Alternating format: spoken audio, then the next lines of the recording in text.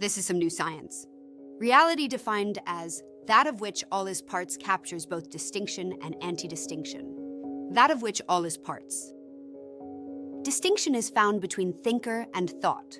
René Descartes' philosophy, cogito ergo sum, notices many separate plural distinctions between thinker and thought. It also establishes certainty because if one would be fooled, oneself would exist and thinking would be. That certain truth leads us to consider reality, defined as that of which all is parts as a singular anti-distinction. Now we have distinction, anti-distinction, opposition, plural and singular. Anti-distinction is the shadow of a one, because even an infinite representation wouldn't be anti-distinction, because representation is distinction.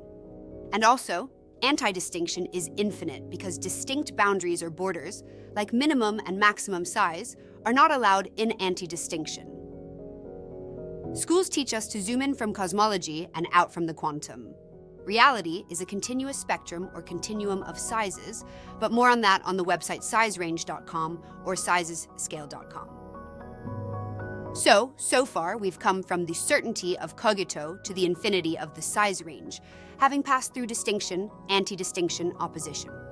An A, infinite size range of B, energy mass spacetime, which is a synonym for anti-distinction, and C, distinction, anti-distinction, opposition, is a three-part existential theory, which would predict evolution's size and that this whole science presented in this video would be invented someplace in evolution, now.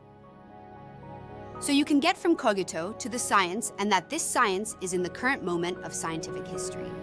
The train of thought then loops back from the now to cogito, which leads to evolution, which leads to the now. The now leads to cogito as certainty, which leads to an infinite size range, accompanied by two proofs. Unobservability of anti-distinction, even an infinite representation would not be anti-distinction because representation is distinction, and the no boundaries proof. An accompanying diagram is available on sizerange.com. There you can visually map the associated concepts in this universal video. The question remains, did that which the science describes write books? Is an infinite size range of something and nothing with distinction, anti-distinction, opposition of authorship kind nature? Did the diagram ever write books? If not, science could end the war in the Middle East.